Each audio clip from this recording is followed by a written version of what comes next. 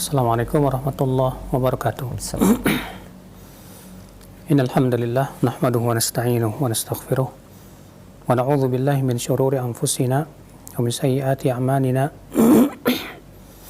Man yahdihillahu fala mudilla lahu wa man yudlil fala hadiya lahu. Asyhadu an la ilaha illallah wahdahu la syarika lah wa asyhadu anna Muhammadan abduhu wa rasuluh.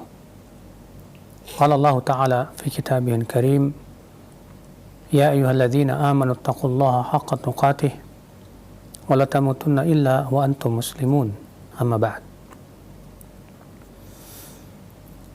Akhul Islam, kita melanjutkan itu hadis 59 wa anil Irbad bin Sariyah radhiyallahu anhu annahu sami'a Rasulullah sallallahu alaihi wasallam yaqul laqad taraktukum ala mithlil bayda layluha kanahariha la yazighu anha illa halik. Rawahu Ibnu Abi Asim fi kitabis sunnah bi isnadin hasan. Dari Al-Irbad bin Sariyah, semoga Allah meridainya, bahwa ia mendengar Rasulullah SAW bersabda, sungguh aku telah meninggalkan kalian di atas sesuatu seperti putih bersih. Ya. Artinya al-millah wal hujjah al-wadhihah allati la taqbalu asyubah asla. Artinya putih yang dimaksud dengan putih bersih artinya ia adalah agama, millah, dengan hujjah yang sangat terang benderang, yang tidak ada padanya kesamaran. Maka itulah ya ajaran yang telah ditinggalkan oleh Rasulullah SAW. Lailuha kanahariha, malamnya bagaikan siangnya. La yazighu anha illa halik, dan tidak ada yang menyimpang darinya kecuali orang yang binasa. Di sini Nabi Shallallahu Alaihi Wasallam menjelaskan bahwa Rasulullah SAW telah meninggalkan kita di atas sesuatu yang putih bersih, ya masih murni, di atas hujah-hujah yang ya terang benderang dan tidak ada padanya kesamaran. Siangnya bagaikan malamnya, malamnya bagaikan siangnya. Artinya sudah jelas sekali. Tidak ada yang menyimpang darinya kecuali pasti binasa. Berarti kewajiban kita adalah untuk senantiasa mengikuti Rasulullah sallallahu alaihi wasallam. Karena Rasulullah sudah meninggalkan kita di atas mahajjah bayda, hujah yang sangat terang. Sehingga kita tidak butuh lagi kepada hujah-hujah yang lain. Kita tidak membutuhkan lagi, saudaraku sekalian, kepada filsafat manusia. Kita tidak membutuhkan, ya akhi, kepada ucapan-ucapan ya orang-orang barat sana, kepada ya para ahli-ahli kimia dan yang lainnya dalam masalah kebaikan dan keburukan. Demikian pula dalam masalah agama, din. Karena agama ini sudah lengkap, akhi. Sudah sempurna. Karena agama kita ini sudah lengkap, sudah sempurna. Ya, kita cukupkan dengan ya yang ditinggalkan oleh Rasulullah SAW berupa Al-Quran, berupa hadis Nabi SAW. Ya. Maka siapa yang tidak merasa cukup dengan Al-Quran dan hadis dan apa yang dipahami oleh para sahabat dan merasa cukup dengan akal-akal manusia, dengan pendapat-pendapat manusia, pastilah ya akhi, mereka akan tersesat jalan. Sebagaimana kita lihat nasibnya para ahli kalam yang mereka ya lebih senang berbicara tentang agama dengan akal semata. Ya. Sehingga akhirnya apa yang terjadi? Mereka lebih mendewakan akalnya.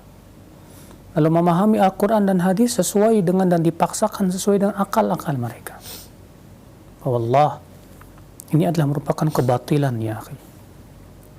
Akal memang Allah ciptakan untuk manusia, tapi bukan untuk mengotak-ngatik dalil. Akal dijadikan oleh Allah untuk memahami dalil. Ya. Bukan untuk menentang dalil. Bukan untuk menjadikan akal lebih tinggi daripada dalil, bukan. Maka kewajiban kita sekali lagi jangan mendahului Allah dan Rasul-Nya. Allah mengatakan, "Ya ayyuhalladzina amanu la tuqaddimu baina yadayillahi wa rasulih." Wahai orang-orang yang beriman, jangan kalian mendahului Allah dan Rasul-Nya. Kita tidak boleh mendahului Allah dan Rasul-Nya. Kemudian beliau membawakan hadis yang ke-60. Wa an Amr bin Zurarah qala waqafa alayya Abdullah yani Ibnu Mas'ud wa ana aqus. Wa qala ya Amr laqad ibtada'ta bid'atan dhalalah. Aw innaka la ahda min Muhammadin wa ashabihi. Falaqad ra'aituhum tafarraqu anni hatta ra'aitu makani ma fi ahadun. Rahu Tabrani fil Kabir bi isnadaini ahadihima sahih. Suatu ketika Amr bin Zurarah berkata, suatu ketika aku sedang berkisah, ya, dan banyak yang mendengarkan. Maka berdirilah Abdullah bin Mas'ud radhiyallahu an. Lalu ia berkata, "Hai Amr, kamu sudah berbuat bid'ah dengan kebid'ahan yang sesat. Atau kamu ini lebih mendapatkan petunjuk dari petunjuk Nabi Muhammad SAW dan para sahabatnya?" Maka kata Amr, orang-orang pun kemudian bepergian semuanya. Sampai-sampai, ya, aku tinggal sendiri saja. Subhanallah. Ya akhi, apa yang dimaksud dengan berkisah? Artinya, kita mempunyai majelis khusus untuk kisah saja, ya. Dan berkisah itu, ya akhi, bukanlah, ya, atau menjadi tukang berkisah, tukang kisah, bukanlah perbuatan para nabi. Para nabi bukan tukang kisah, bukan tukang cerita. Demikian pula para sahabat pun bukan tukang cerita. Ya. Dan disebutkan dalam hadis Nabi SAW, la yaqus, tidak boleh ada yang bercerita, ya, berkisah-kisah, kecuali penguasa atau naibnya atau orang yang sombong. Maksudnya bagaimana? Disebutkan dalam sebuah riwayat bahwa ada seorang tabi'in berkata kepada Umar bin Khattab, "Wahai Umar, bolehkah aku berkisah?" Kata Umar, "Aku khawatir kalau kamu berkisah, lalu orang-orang banyak berkumpul di majelis kamu. Lalu kemudian kamu merasa tinggi, sehingga akhirnya dengan perasaan kamu itulah Allah binasakan kamu." Masya Allah, saudaraku sekalian, berkisah bukan tidak boleh sama sekali. Bukankah dalam Al-Quran pun ada kisah para nabi? Bukankah juga Rasulullah SAW terkadang sesekali mengkisahkan tentang orang-orang sebelum kita? Ya. Namun, yang tidak dibenarkan adalah seseorang memposisikan dirinya sebagai tukang kisah. Isinya hanya berkisah. Karena orang yang kalau hanya sebatas cerita, ini akhul Islam biasanya akan menjerumuskan kepada apa? Ya, membuat cerita-cerita yang tidak benar. Sebagaimana kita lihat di zaman sekarang, ya. Orang akhirnya membuka cerita-cerita yang ternyata isinya dusta.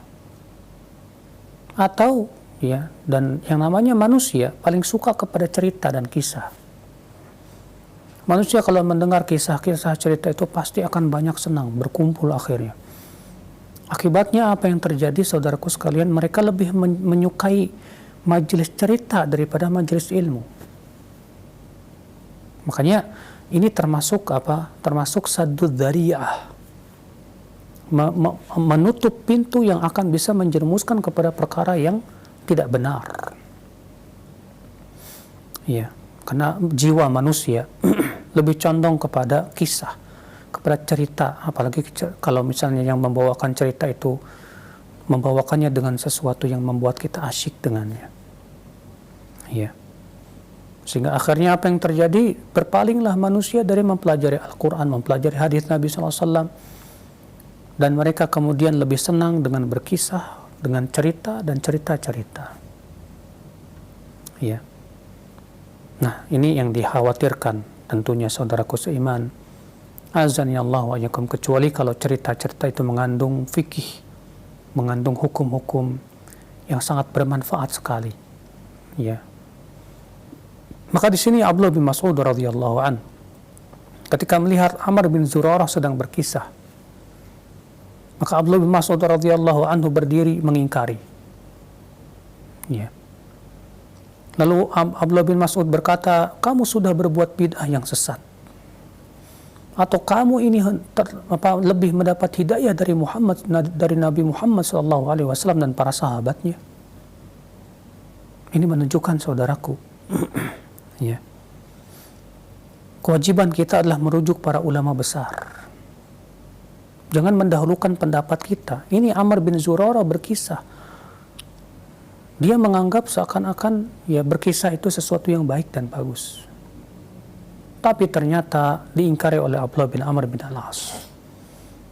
Berapa banyak di zaman sekarang kita lihat, ya, penuntut-penuntut ilmu mengemukakan pendapat-pendapatnya di Facebook, di media-media sosial, dan mengkritisi ya sesuatu menurut pendapat akalnya saja, tanpa merujuk para ahli ilmu.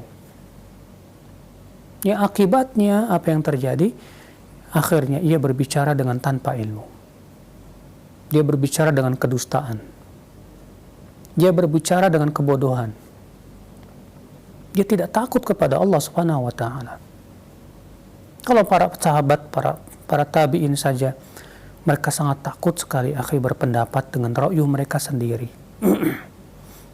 Namun kita di zaman ini subhanallah fa'allahul musta'an, sangat berani ya untuk mengemukakan pendapat kita padahal kita bukan ulama, bukan ahli ilmu, tanpa kita bermusyawarah dan bertanya kepada para ahli ilmu.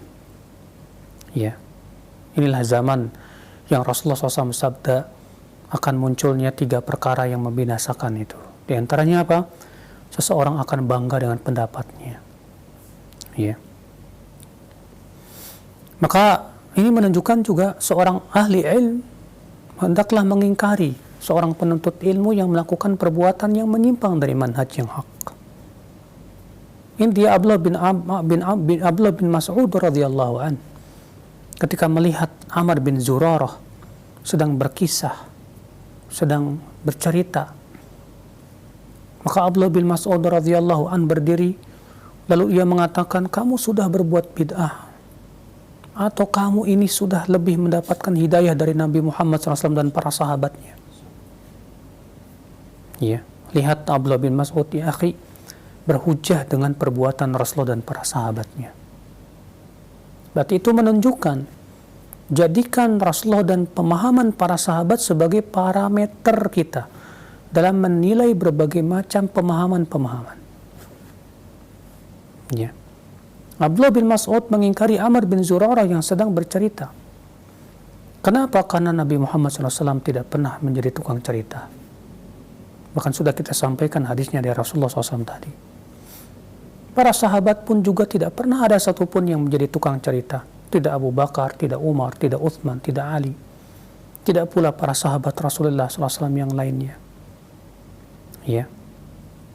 Ternyata ini Amr bin Zurarah, ia bercerita dan memposisikan diri sebagai tukang cerita. Maka kemudian Abdullah bin Mas'ud radhiyallahu an mengingkarinya dengan hujjah bahwasanya Nabi Muhammad SAW dan para sahabatnya tidak melakukan itu. Ya. Hadis ini dikeluarkan At-Tabrani dengan 2 sanad, salah satunya sahih. Ya. Kita masuk ke bab yang baru, at-targhib fil bada'ati bil khair liyustanna bih. Wat-tarhibu minal bada'ati bisyarr khaufa an yustanna bih. Anjuran untuk memulai perbuatan yang baik agar diikuti oleh manusia. Dan ancaman dari memulai perbuatan buruk karena khawatir akan diikuti oleh orang-orang. Hadis 61 an Jarir radhiyallahu anhu qala, ya dari Jarir, semoga Allah meridainya, Jarir bin Abdullah, seorang sahabat Rasulullah SAW yang sangat ganteng sekali. Sampai-sampai para ulama menyebut beliau sebagai Yusufnya umat Islam. Ya, kenapa? Karena Jarir bin Abdullah ini sangat luar biasa ganteng banget. Sampai-sampai Rasulullah SAW menyifati Jarir itu ala wajhi mashatu malak, wajahnya bagikan malaikat. Saking rupawannya Jarir ini. Dari Jarir, semoga Allah meridhoinya, ia berkata, kunna fi sadrin nahar inda Rasulullah sallallahu alaihi wasallam. Kami dahulu pernah di awal siang berada di sisi Rasulullah sallallahu alaihi wasallam. Ini menunjukkan Rasulullah SAW biasa berkumpul dengan para sahabatnya. Maka seorang ustadz, seorang kiai, jangan merasa canggung untuk berkumpul dengan sahabat-sahabatnya. Namun tentunya bukan berarti berlebih-lebihan, tidak. Faja'ahu qaumun uratun, lalu datanglah suatu kaum yang telanjang.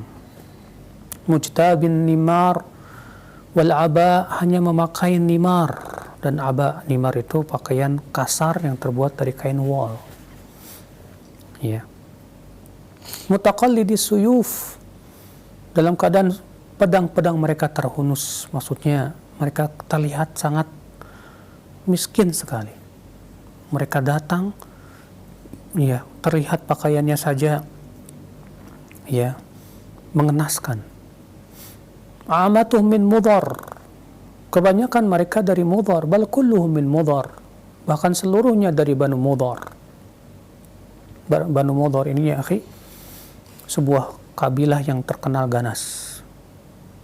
Ada sebuah hadis disebutkan, ada seorang Arab Badui datang dan berkata, wahai Rasulullah, kami datang dari suatu tempat yang jauh ya Rasulullah.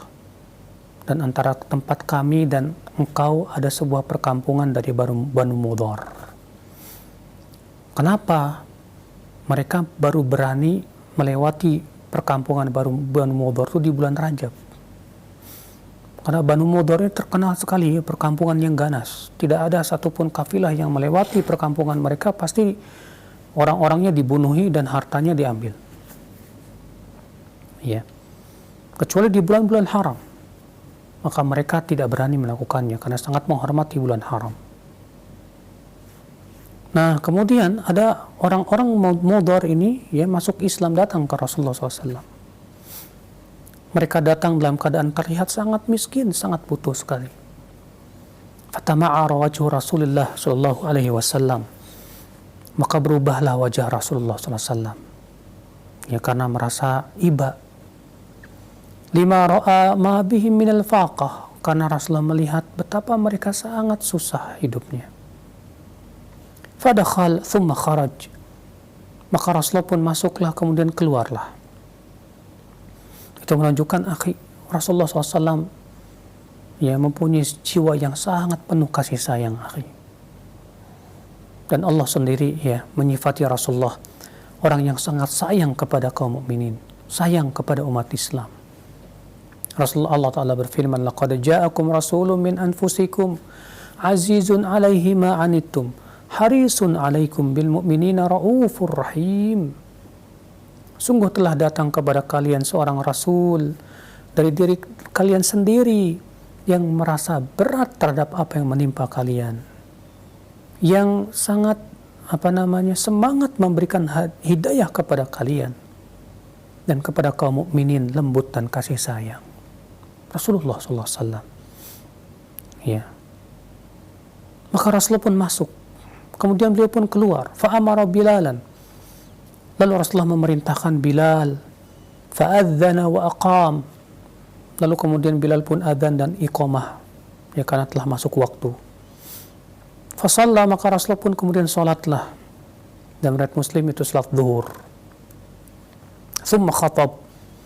Kemudian setelah selesai sholat, Rasulullah berkhutbah dan berkata, ayya ayuhan nas, ittaqu rabbakum alladhi khalaqakum min nafsi wahidah wa khalaqa minha zawjaha wa batha minhuma rijalan katsiran wa nisaa wattaqullaha alladhi tasaaluna bihi wal arham innallaha kana 'alaikum raqiba.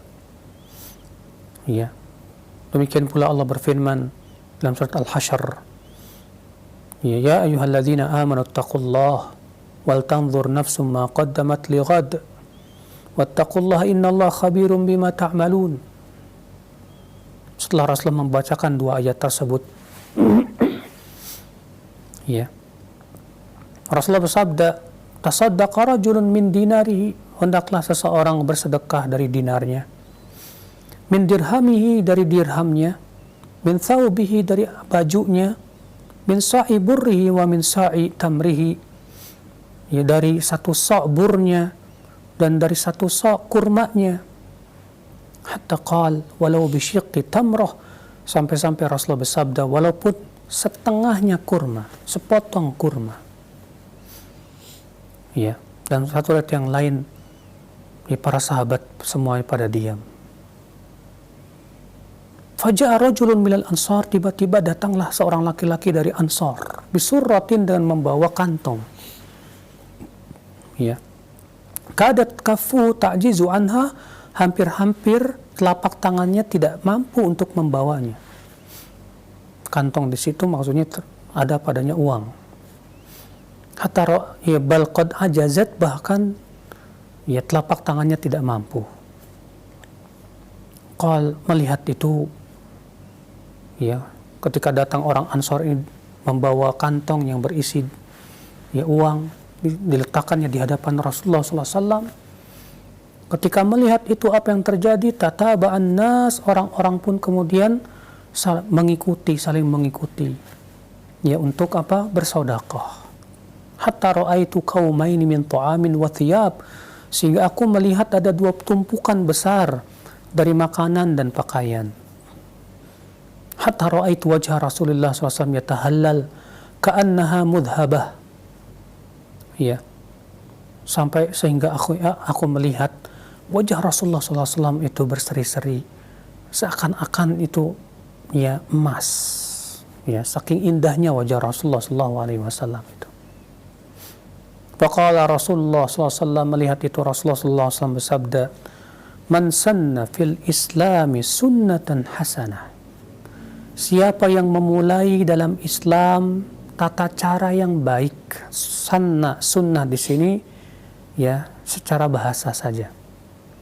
Siapa yang memulai dalam Islam tata cara yang baik, yang dimaksud dengan tata cara yang baik tentu yang ditunjukkan oleh dalil bahwa itu baik. Bukan sebatas yang kita pandang itu baik. Karena yang kita pandang baik belum tentu baik di sisi Allah Subhanahu wa taala. Maka yang dimaksud dengan man sanna fil islami sunnatan hasanah, siapa yang memulai dalam Islam tata cara yang baik, maksudnya yang dipandang oleh syariat baik, yang ditunjukkan oleh dalil bahwa itu baik. Karena hadis ini berhubungan dengan sedekah, sedangkan sedekah tentu, ya, jelas sekali kebaikannya ditunjukkan oleh dalil. Bukan hadis ini menunjukkan kita membuat-buat suatu ibadah yang tidak pernah dicontohkan oleh Rasulullah SAW. Bukan, tidak mendukung kepada pendapat seperti itu. Karena mereka yang mengatakan adanya bid'ah hasanah berhujah dengan hadis ini, akhi. Ya, padahal hadis ini berhubungan dengan sedekah, dan sedekah sama sekali bukan bid'ah. Ya.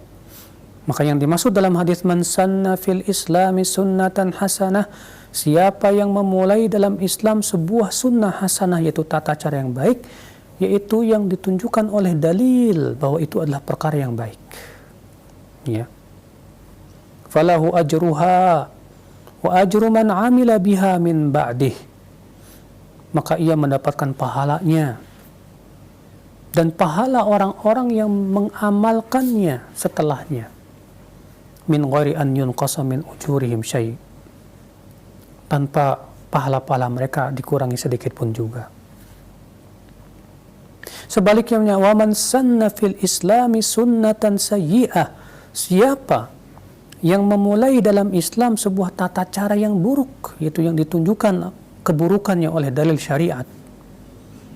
Iya. Seperti misalnya orang yang memulai di suatu kampung, misalnya dia yang memulai perbuatan riba. Gara-gara itu kemudian orang-orang pada makan riba, maka dia akan menanggung dosanya dan dosa orang-orang yang mengikutinya. Kana alaihi wizruha wa wizru man amila biha min ghairi an yanqusa min auzarihim syai'un. Maka ia mendapatkan dosanya dan dosa yang mengamalkannya tanpa mengurangi dosa mereka sedikit pun juga. Lihatlah saudaraku seiman. Iya.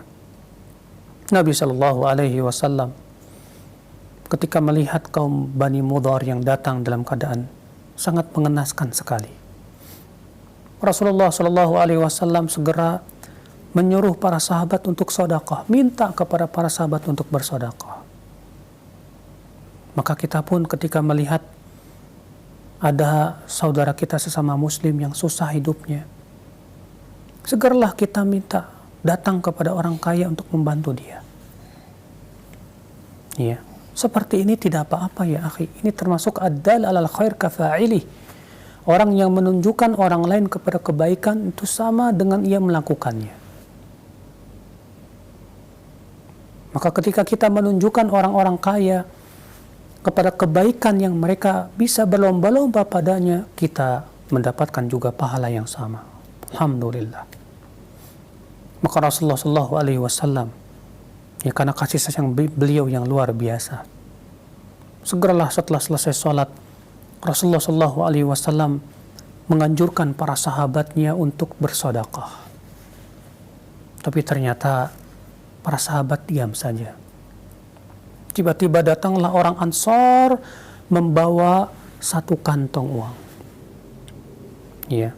Melihat itu orang-orang akhirnya mengikuti semuanya itu. Ini menunjukkan akhi, ya, hendaklah kita berusaha menjadi orang yang memulai berbuat kebaikan. Kalau kita misalnya, jadi kita sedang berkumpul sama teman-teman, kita lihat teman-teman pada lalai semua, ya, mereka jauh dari berzikir kepada Allah. Maka kita kemudian yang memulai untuk berzikir kepada Allah Subhanahu wa taala. Ya, daripada kita ngomong yang enggak, mendingan kita bicara tentang ilmu saja. Akhirnya dengan seperti itu teman-teman kita akhirnya mau berbicara tentang kebaikan. Subhanallah ya akhi, kita mendapatkan kebaikan dan pahala dari mereka juga. Orang tua ketika mengajarkan anaknya akhi, ketika misalnya anaknya diajarkan, nak, kalau makan itu pakai tangan kanan, jangan pakai tangan kiri, nak, karena tangan kiri itu kata Rasulullah itu setan. Akhirnya si anak sampai besarnya dia selalu makan pakai tangan kanan. Selama itu juga orang tuanya dapat pahala terus. Orang yang mengajarkan kebaikan, seorang ustadz ataupun siapapun yang men-share kebaikan, ya, antum misalnya men-share ilmu di sebuah media sosial, lalu kemudian ada orang-orang yang mengamalkannya, Masya Allah, antum dapat pahala. Tapi ketika antum tidak mengamalkannya, Allah murka kepada antum. Iya. Kenapa? Karena kamu sudah mengatakan sesuatu yang kamu tidak lakukan. Kabura maqtan indallah an taqulu ma la taf'alun. Sungguh besar kemurkaan Allah, kamu mengatakan apa yang kamu tidak lakukan. Iya. Saudaraku seiman, maka hadis ini menunjukkan kita dianjurkan untuk berusaha, berlomba-lomba di dalam kebaikan. Kita berusaha bagaimana supaya kita menjadi pembuka pintu kebaikan. Kita yang memulai kebaikan tersebut. Naam saudaraku seiman, azani Allah wa iyyakum. Oleh karena itulah Rasulullah SAW memberikan targhib di sini. Siapa yang memulai dengan tata cara yang baik dalam Islam, maka ia mendapatkan pahalanya. dan pahala orang-orang yang mengamalkannya. Masya Allah. Ya. Maka kalau kita yang kita sudah menjadi pemula, lalu diikuti orang banyak, bersyukurlah kepada Allah, dan jangan sekali-kali kita mengungkit-ungkit kebaikan kita kepada mereka. Jangan Anda katakan saya yang memulainya. Kalau bukan karena saya, kalian tidak akan mendapatkan pahala. Ya akhi, ya, ini sama saja kita mengungkit-ungkit kebaikan, ya, seakan-akan bahwasanya ya kita berbangga diri dengan kebaikan tersebut. Wallahi tidak layak. Cukuplah Allah Subhanahu wa taala yang sudah memberikan pahala kita yang besar. Ya. Alhamdulillah, kalau Allah jadikan kita sebagai orang yang pertama kali membuka pintu kebaikan, alhamdulillah, bersyukur kepada Allah. Kemudian banyak orang yang mengamalkan sunnah yang telah kita ajarkan kepada manusia, alhamdulillah, kita sudah dapat pahala besar, ya akhi. Jangan batalkan dengan keangkuhan kita, ujub kita, kesombongan kita. Ya, bahkan kemudian mengungkit-ungkit ya jasa-jasa kita. La wallah. Akhal Islam, azani Allah wa yakum. Hadis ini juga menunjukkan, akhi, jangan sampai kita menjadi orang yang memulai perbuatan buruk lalu diikuti orang banyak. Terlebih seorang ustaz, seorang kiai, jangan sampai ia mencontohkan contoh-contoh yang buruk terhadap teman-temannya, yang kemudian dijadikan hujah, dijadikan alasan oleh murid-muridnya. Ya. Maka dari itulah ya akhal Islam, ya betapa bahayanya ketika seorang ajengan, seorang kiai, seorang yang diikuti banyak orang, public figure, mereka kemudian melakukan perbuatan-perbuatan yang buruk. Lihat para artis-artis yang mereka menjadi public figure masyarakat, yang kemudian gaya pakaian mereka, gaya bicara mereka diikuti oleh orang banyak. Mereka akan menanggung dosanya jika ternyata itu dosa. Ya. Mereka-mereka yang menjadi YouTubers, yang viewersnya sampai jutaan, bahkan ada yang puluhan juta. Lalu kemudian ya memberikan video-video yang enggak-enggak, yang isinya maksiat kepada Allah, dan ternyata ditonton oleh jutaan orang, berarti jutaan dosa yang akan ia dapatkan pada hari kiamat. Mereka yang membuat televisi, radio yang isinya ternyata acara-acaranya maksiat, lalu kemudian ditonton oleh jutaan orang di negeri kita ini, berarti jutaan dosa yang ia akan tanggung nanti pada hari kiamat. Ya, mengerikan saudaraku sekalian. Hanya orang-orang yang bertakwa yang takut kepada Allah. Ya, adapun mereka yang tidak takut kepada Allah, tidak takut akan menanggung dosa manusia sebanyak itu pada hari kiamat, mereka kelak akan melihat balasannya yang mengerikan. A'udzubillah. Nasallallahu salamata wal afiyah. Semoga kita diberikan oleh Allah Subhanahu wa taala hidayah ya akhir Islam. Wallahu alam, segera cukup demikian. Wabillahi taufik. Jazakallah khair, barakallahu fiik para ustaz yang sudah membacakan hadis-hadis dari kitab Sahih Targhib wa Tarhib, dan penjelasannya mudah-mudahan menjadi ilmu yang bermanfaat untuk kita semua. Baik, untuk selanjutnya kami buka sesi interaktif, sesi soal jawab bagi Anda para pemirsa ataupun pendengar yang ingin mengirimkan pertanyaannya. Baik, yang pertama Ustadz, ada pertanyaan dari hamba Allah, tidak sebutkan tempatnya. Assalamualaikum warahmatullahi wabarakatuh. Ya Ustaz, dahulu orang-orang tua kita jika sedang berkumpul dengan anak-anaknya dan para cucunya menjelang waktu istirahat tidur, pada saat-saat seperti itu orang tua kita mendongeng bercerita tentang kisah-kisah binatang. Dalam isi buku dalam kisah tersebut berniat orang tua hanya sekedar cerita, tetapi dalam ada kebaikan yang sifatnya mendidik yang bisa diambil. Bagaimana hukumnya Ustadz bila kita selaku orang tua sering berkisah dengan niat seperti itu, yang umumnya anak-anak itu tertarik dengan cara-cara di atas? Mohon penjelasannya. Pertama, orang tua hendaklah mendidik dengan ilmu, bukan hanya sebatas menurut pendapatnya itu baik. Karena saudaraku seiman, para sahabat pun punya anak-anak. Adakah satu pun sahabat yang kalau menidurkan anak-anak itu dengan cara berkisah dengan kisah-kisah yang tidak ada faktanya? Adakah tabi'in yang melakukan perbuatan seperti itu? Bukankah yang lebih baik ya ketika anak hendak tidur kita ajarkan doa untuk tidur? Kalaupun kita mau membawakan kisah, coba bawakan kisah-kisah para ulama yang menyebabkan mereka cinta kepada para ulama. Bawakan kisah para rasul, para nabi yang menyebabkan mereka cinta kepada para rasul dan nabi. Daripada bercerita tentang si kancil, daripada bercerita tentang sesuatu yang horor, menakutkan, menakut-nakuti anak-anak bahkan terkadang. Allah itu nggak ada manfaatnya.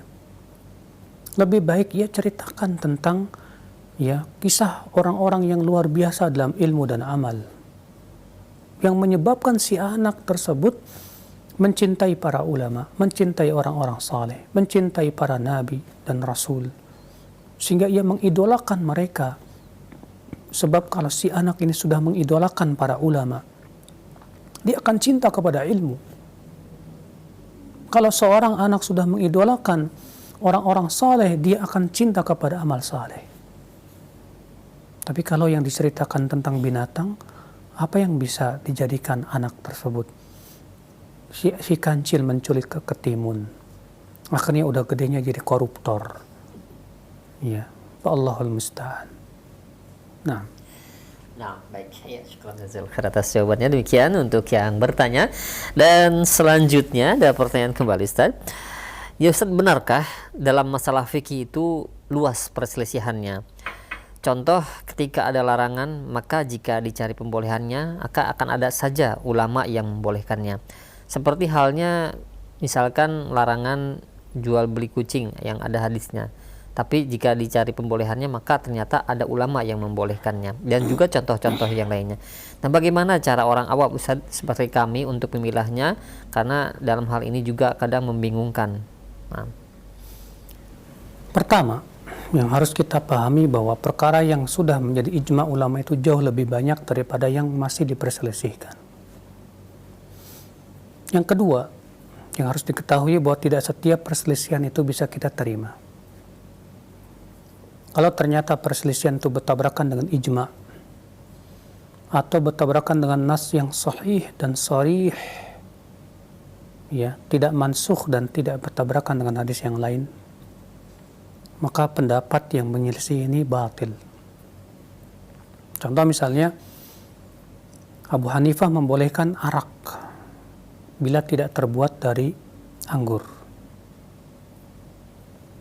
Maka pendapat ini diingkari oleh para ulama karena apa? Bertabrakan dengan hadis yang sahih dan sharih, tidak mansukh dan tidak ada mu'aridnya. Itu hadis Nabi SAW, kullu muskirin khamrun, setiap yang memabukkan itu adalah arak. Ya. Namun apabila perselisihan itu sama-sama kuat hadisnya, dalilnya, dan tata cara pemahamannya bisa diterima secara kaidah-kaidah syariat, di mana tidak ada nas yang sharih dalam masalah itu, sehingga diperbolehkan padanya untuk berijtihad, maka ini disebut dengan masalah-masalah ijtihadiyah. Maka pada saat itu kewajiban kita mengeluarkan seluruh kemampuan kita untuk melihat mana yang paling kuat, yang lebih mendekati dalil. Ya. Kemudian kita rajihkan tanpa menyesatkan yang lainnya, tanpa juga kita memaksakan pendapat kita kepada orang lain. Ini khusus masalah ijtihadiyah, akhi, yang tidak ada nas yang sharih. Ya. Terjadinya ikhtilaf para ulama banyak faktor. Syekhul Islam Taimiyah rahimahullah, ya, ketika membicarakan tentang sebab-sebab munculnya perselisihan, beliau menyebutkan sekitar 10 sebab.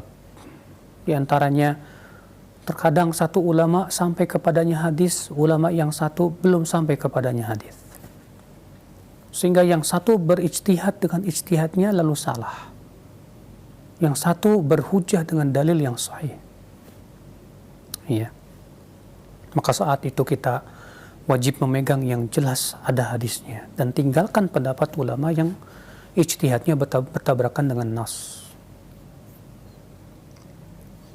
Sebab yang kedua, kata beliau, atau kedua-duanya sampai kepadanya hadis. Sudah sampai hadisnya, namun yang satu sampai kepada hadis dari jalan yang dhaif, dan yang satu lagi sampai kepadanya dari jalan yang sahih. Sehingga yang satu tidak berpendapat dengan hadis tersebut dengan keyakinan bahwa hadisnya dhaif. Sementara yang satu berhujjah dengannya karena dia melihat hadisnya sahih. Itu jadi ikhtilaf para ulama. Atau yang ketiga, sampai kepada dua-dua ulama tersebut dari jalan yang sahih. Ternyata mereka berbeda pendapat dalam memahami dalil tersebut. Karena bisa jadi ada hadis lain yang seakan-akan bertabrakan dengannya. Ada mu'aridnya. Ya. Atau bisa jadi yang satu memandang hadis ini sudah mansukh. Ya, seperti misalnya yang tentang masalah hadis memegang kemaluan. Ada dua hadis, yang satu mengatakan batal dan wajib berwudu. Yang satu lagi mengatakan tidak batal, dia hanyalah bagian tubuh kamu. Sehingga perselisihan para ulama dalam memahami hadis ini. Dua hadis yang saling bertabrakan ini. Mereka ada yang menjamak, mengkompromikan dua hadis. Terjadi ikhtilaf para ulama bagaimana tata cara mengkompromikan dua hadis ini. Ada yang mengatakan seperti Imam Malik bahwasanya memegang kemaluan kalau dengan syahwat batal, kalau tidak dengan syahwat tidak. Ada yang mengkompromikan beda lagi, bahwasanya perintah untuk berwudu itu hukumnya sunnah. Adapun tidak berwudu itu menunjukkan boleh. Ada lagi yang lebih memilih tarjih. Ya. Yang mentarjih pun juga ikhtilaf. Yang satu mentarjihkan hadis yang membatalkan dan mewajibkan wudu. Bahkan mereka mengatakan bahwasanya hadis yang menyebutkan tentang tidak perlu berwudu itu sudah mansukh, sudah dihapus. Ya. Terjadi ikhtilaf para ulama di dalam memahami hadis. Dua hadis yang saling bertabrakan itu. Ini masalah ijtihadiyah, berarti tidak ada nas dalam masalah ini yang sharih. Maka pada waktu itu kita hanya berusaha sekuat tenaga untuk mencari kebenaran. Ya, adanya perselisihan ulama itu ujian, ujian. Maka ketika kita melihat para ulama berselisih pendapat dalam suatu permasalahan, jangan kita mundur, salah. Sebagian penuntut ilmu malah mundur, malas puyeng, capek, dan yang lainnya. Sebab kalau dia mundur, dia tidak akan mendapatkan kebenaran ya, selama-lamanya. Tapi justru dia sing-singkan lengannya. Dia bertanya kepada para ahli ulama, alim ulama, yang dia yakini akan kepiawaian dalam ilmunya, dalam hadis dan fikihnya. Ya. Kalau dia sudah bertanya kepada para ulama, ternyata masih saja bingung. Maka di saat itulah kita tak lihat mana yang lebih menenteramkan hati kita. Ya, amalkanlah. Nah ini, ya tentunya seorang penuntut ilmu, sekali lagi, talabatul ilm, ya kewajiban mereka adalah berusaha dulu untuk bertanya. Karena Allah berfirman, fas'alu ahla dzikr in kuntum la ta'lamun, tanya kepada ahlinya jika kamu tidak tahu. Tapi kalau kamu sudah diberikan oleh Allah, pernah belajar, sudah belajar usul fikih, kaidah fikih, bahasa Arab, ya, dan kamu juga faham tentang bagaimana memposisikan ikhtilaf para ulama, maka berijtihadlah Anda, bersungguh-sungguhlah Anda untuk melihat mana yang paling kuat dari pendapat-pendapat tersebut. Ya, wallahu a'lam. Nah, bagaimana dengan misalkan tadi dikatakan bahwa ada perselisihan yang tidak bisa diterima dan ternyata ada ijtihad ulama yang salah tersebut yang tidak bisa diterima, ternyata ada yang mengikutinya, Ustaz. Apakah yang mengikutinya itu dikatakan berdosa? Kalau dia mengikutinya sekedar karena mengikuti hawa nafsu. Misal, Abu Hanifah mengatakan arak yang tidak terbuat dari anggur boleh. Ya. Kemudian dia minumlah arak, dan ketika diingkari, lalu dia berhujah dan mengatakan Abu Hanifah membolehkan. Akhirnya dia membolehkan suatu dalil hanya sebatas ada pendapat ulama. Maka ini sebuah kesalahan besar. Pelakunya berdosa karena dia mengikuti hawa nafsu. Kewajiban dia bukan melihat pendapat ulamanya, tapi yang dia lihat itu dalilnya. Makanya dalam masalah perselisihan ulama, kita tidak boleh berhujah, berdalil dan pendapat ulama. Ini salah besar. Ini ya kaidah yang harus kita pahami, yang disebutkan Syekhul Islam Taimiyah dalam Majmu' Fatawa. Dalam masalah perselisihan ulama, jangan dijadikan dalil itu pendapat ulama. Salah. Ketika ikhtilaf ulama nih, antum bawakan, tapi menurut pendapat Abu Hanifah boleh. Salah besar. Bukan seperti itu cara berdalil. Pendapat ulama bukan dalil, akhi. Pendapat ulama boleh dijadikan dalil kalau memang pertama itu menjadi ijma' para ulama, atau tidak diketahuinya adalah perselisihan dan telah ditunjukkan oleh dalil yang sahih sesuai dengan hujjah. Adapun dalam masalah ikhtilaf para ulama, kemudian yang satu berhujjah dan pendapat ulama, yang satu berhujjah dengan pendapat ulama, maka ini jelas bertabrakan dengan firman Allah, fa in tanaza'tum fi syai'in farudduhu ila Allahi war Rasul. Jika kalian berselisih pada suatu permasalahan, maka kembalikan kepada Allah dan Rasulnya. Kepada Allah yaitu kitabullah, Al-Quran, dan kepada Rasulnya itu hadis Nabi SAW. Maka ketika Anda saya merajihkan pendapat madhab Hanafi dalam masalah ini, apa hujah Anda? Apa dalil Anda? Kalau Anda berkata saya merajihkan pendapat madhab Hanafi, ya karena saya Hanafi madhab. Wah, ini salah besar, akhi. Itu namanya fanatik. Anda fanatik kepada pendapat manusia. Apakah Imam Abu Hanifah itu nabi? Bukan. Imam Abu Hanifah itu manusia. Imam Abu Hanifah pernah berkata kepada muridnya yang bernama Abu Yusuf. Apa kata beliau, kata Abu Hanifah? Ya Aba Yusuf, wahai Abu Yusuf, jangan kamu catat semua yang aku ucapkan. Karena aku ini manusia, kata Abu Hanifah. Karena bisa jadi hari ini aku berkata A, besok aku sudah berubah pendapatku. Sampai begitu Abu Hanifah radhiyallahu an, ya rahimahullah. Maka kalau kamu merajihkan pendapat hanya karena kamu menisbatkan diri kepada madhabnya tersebut, ini namanya fanatisme yang tercela, akhi. Tapi ketika kamu merajihkan suatu pendapat karena adanya dalil dan hujjah,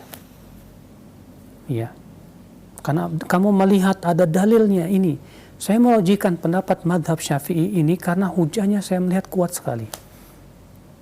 Dalil-dalilnya begini, nggak masalah, silakan. Sehingga yang Anda jadikan sandaran itu bukan madhabnya, tapi yang Anda sandarkan, kamu jadikan sandaran itu dalilnya dari Al-Quran dan hadis Nabi Sallallahu Alaihi Wasallam. Wallahu a'lam. Nah, insyaallah syukran jazakallahu khair atas jawaban dan penjelasannya, sangat bermanfaat sekali, mudah-mudahan menjadi ilmu bagi kita semua. Dan selanjutnya kami beralih di layanan telepon. Silahkan bagi Anda yang ingin bertanya, mungkin sudah ada yang masuk. Assalamualaikum. Waalaikumsalam warahmatullahi wabarakatuh. Dengan siapa, di mana Bapak? Dengan Kadan dari Cianjur. Silahkan Pak Kadan. Ya, assalamualaikum Ustaz. Waalaikumsalam. Barakallahu fiik. Saya ingin bertanya tentang fikih Ustaz. Jadi ketika saya atau kita menemukan imam sedang ruku di dalam sholat, jadi apakah kita harus bersedekap dulu sebelum meruku setelah takbiratul ihram, Ustaz? Baik. Terus apakah menuju ruku itu harus takbir lagi setelah takbiratul ihram, Ustaz? Iya. Ya, Baik. Assalamualaikum warahmatullahi wabarakatuh. Waalaikumsalam warahmatullahi wabarakatuh. Waalaikumsalam warahmatullahi wabarakatuh. Apakah ketika imam ruku kita ketika masuk sedekap dulu Allahu Akbar baru kemudian ruku, ataukah kita langsung takbiratul ihram saja lalu kemudian ruku? Iya, saya lebih condong kepada pendapat yang kedua, karena saya belum mendapatkan satupun dalil bahwa Rasulullah mengajarkan kalau kita masuk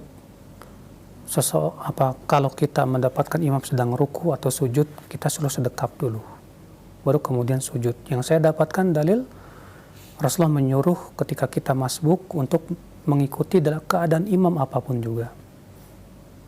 Ya, ketika imam ruku ya kita langsung ruku, ketika imam sujud ya kita langsung sujud.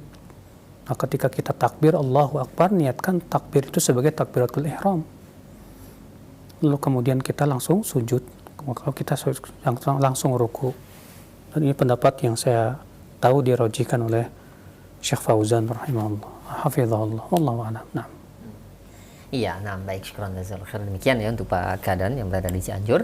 Dan selanjutnya masih kami berikan kesempatan untuk Anda yang bertanya di line telepon kembali, silakan. Kami tunggu. Halo. Assalamualaikum warahmatullahi wabarakatuh. Waalaikumsalam warahmatullahi wabarakatuh. Dengan siapa di mana? Dengan hamba Allah di Arteris. Silakan. Ya, terima kasih. Begini Ustadz, bagaimanakah kita bersikap terhadap seorang Ustadz Sunnah yang melakukan beberapa kali kemaksiatan? Walaupun dia seorang Ustadz, akan tetapi karena dia telah berbuat maksiat, kita merasa seolah-olah ada perasaan benci terhadap dia. Nah, bagaimanakah kita menyikapinya? Maksiat itu, Bu. Halo, Ibu. Halo, Bu. Ya. Maksiat yang dilakukan Ustadz ini, apakah terang-terangan di depan orang, ataukah kebetulan ibu yang melihatnya? Tidak terang-terangan. Boleh dikatakan orang umum sudah mengetahui apa yang dia berbuat maksiat itu.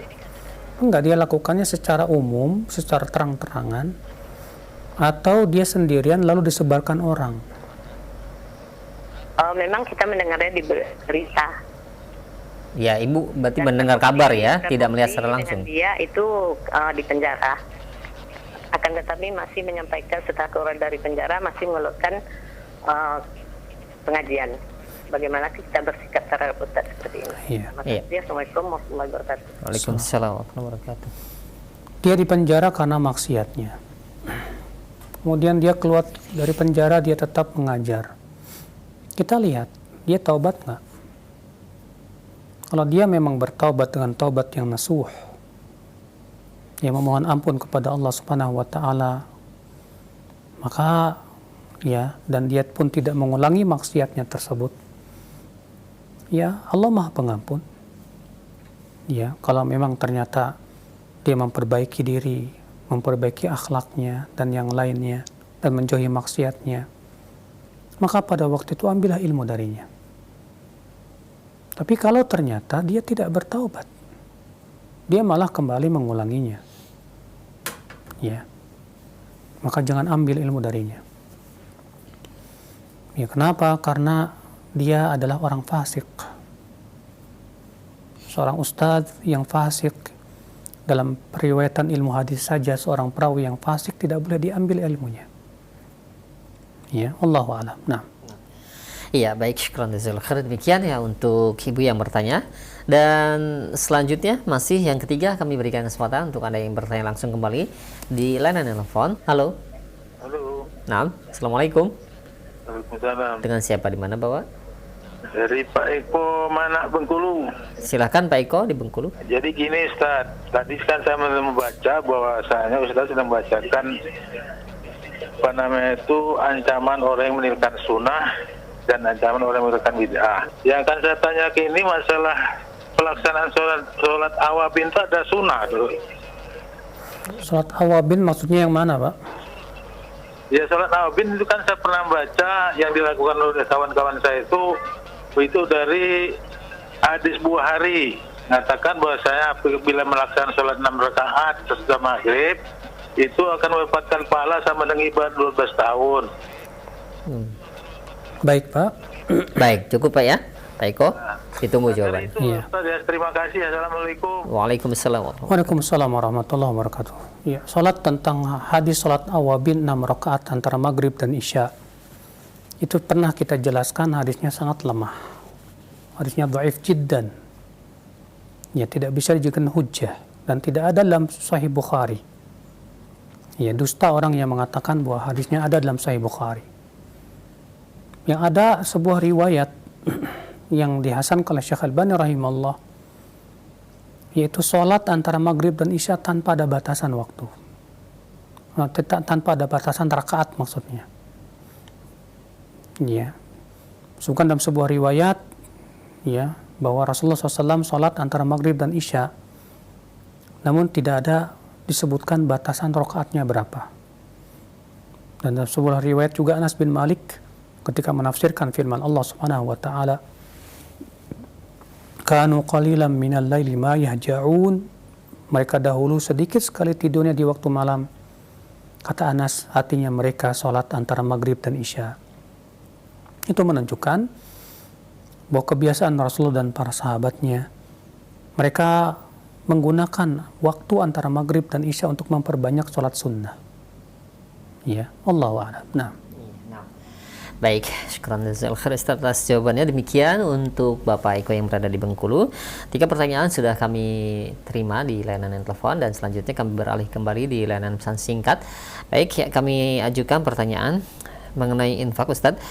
Ya Ustadz, bagaimana sikap yang terbaik ketika melihat orang-orang kaya yang menjadi donatur suatu yayasan atau banyak memberikan hartanya kepada seorang ahli ilmu, tapi akhirnya kadang ikut campur dalam mengatur yayasan tersebut atau mengatur dakwah. Nah, bagaimana sikap yang terbaik, Ustadz?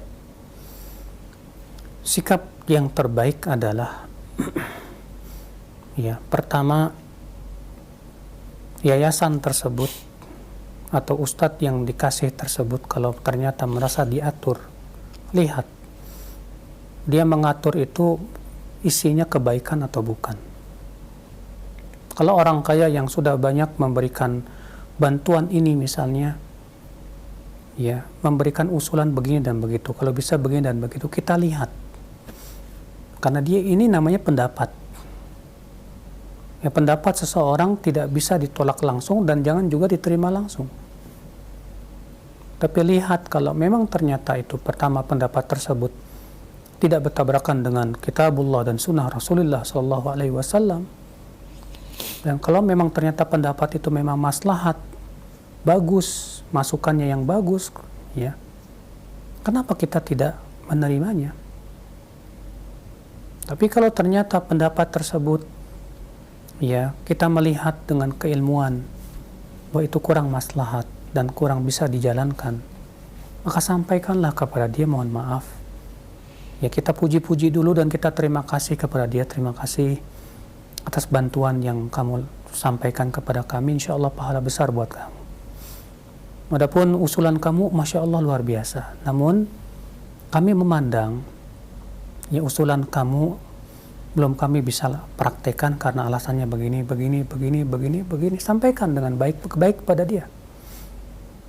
Insya Allah kalau kita menyampaikannya dengan adab, dengan baik, dia pun akan merasa senang. Ya.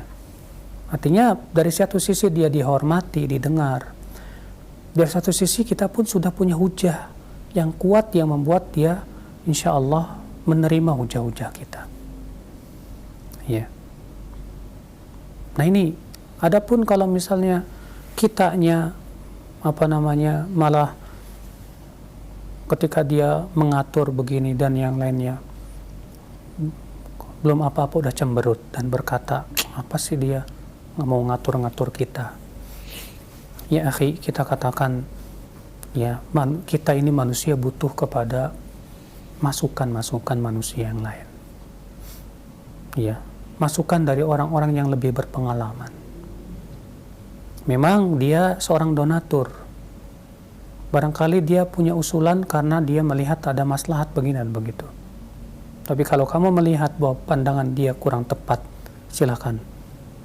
Ya, undang dia, berbicara bersama-sama, musyawarah bareng, supaya ya dia pun bisa menerima hujah-hujah yang kuat yang ternyata pendapat dia sebetulnya kurang tepat misalnya. Wallahu a'lam. Nah. Insyaallah, baik, syukran jazakallahu khair atas jawaban dan nasihat Ustaz. Demikian. Dan selanjutnya ini ada pertanyaan, 2 pertanyaan senada. Ya Ustaz, saya mengakui bahwa saya orang yang jarang bersedekah karena rizki yang saya cari selama ini saya fokuskan untuk keluarga. Sering ketika ingin berinfak, saya selalu berpikiran bahwa anggota keluarga saya lebih butuh untuk diinfaki, dan juga memang keadaan kami tidak terlalu berlebih dalam harta. Malah kadang setiap bulannya juga berhutang. Apakah hal tersebut masuk dalam hadis kekikiran yang ditaati, Ustaz? Ya akhi, jangan kamu mengira ketika memberikan nafkah kepada anak istrimu itu tidak termasuk sedekah. Bahkan itu sedekah yang wajib. Memberikan harta nafkah kepada anak dan istri itu lebih kita dahulukan daripada yang lain. Jangan sampai kita mau sedekah yang sunnah lalu melalaikan kewajiban kita kepada anak dan istri kita. Rasulullah SAW sabda, "Kafa bil mar'i ithman an yudhayya man yaqut," atau kama qala.